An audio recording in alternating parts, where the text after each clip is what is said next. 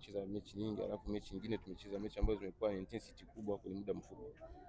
Kwa hiyo kidogo kuna namna unakuwa unakosa energy kidogo.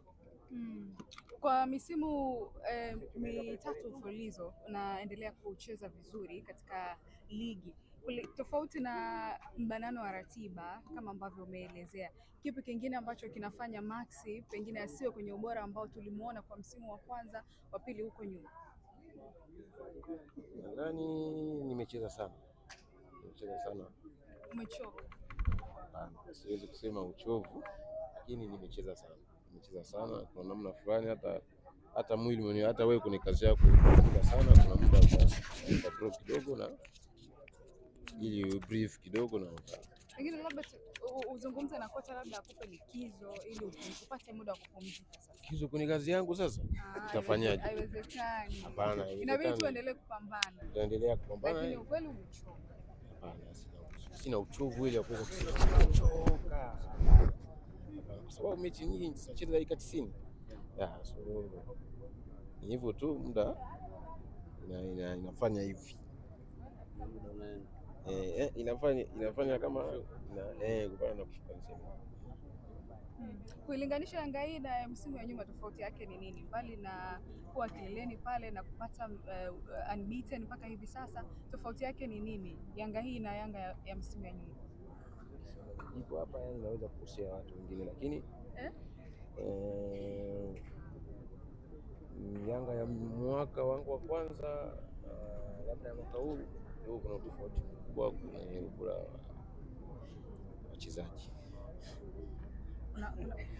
Kuna sehemu sio bora, yani kuna wachezaji ambao sio bora. Siwezi kusema hivyo kwa sababu mimi mwenyewe ni mchezaji. Namna tu bora ambao wachezaji labda wamekuwepo hapa walikuwa nao, labda sio sasa hivi. Hata mimi mwenyewe pia nipo ndani. Nini sasa kifanyike ili ule ubora wa msimu wa kwanza wakati unajiunga na Yanga urudi tena? Unajua kitu gani kinataka kifanyike? Mimi sijui. Sijajua, ndio maana tunahitaji kufahamu kwamba tuone yule maoni yako. Mimi nadhani timu ni society nzima, ni kama industry nzima, inaanza juu mpaka inashuka mpaka kwenye mtu wa chini. Kwa nadhani watu wa juu wanaona, katikati mpaka wa chini wanaona.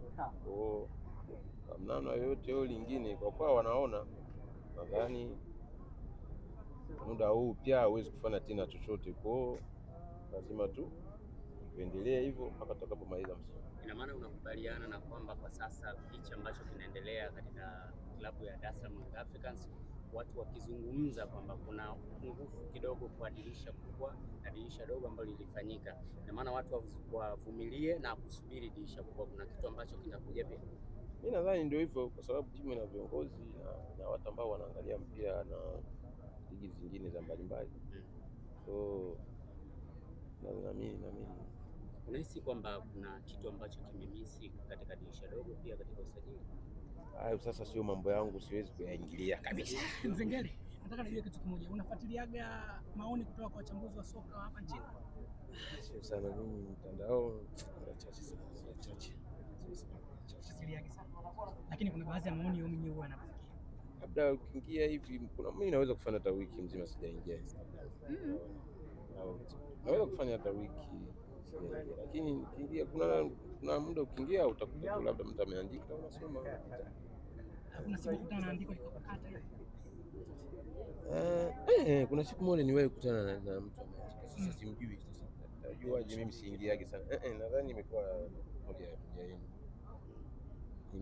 imekuwa imenigusa, lakini kwa imenigusa, kuna njia fulani imekuwa na ukweli ndani yake kwenye mambo ambayo yeye aliandika. Kwa hiyo nimekubali na hayo na nikasema hapo ni mimi kufanya kazi. Unawaahidi nini sasa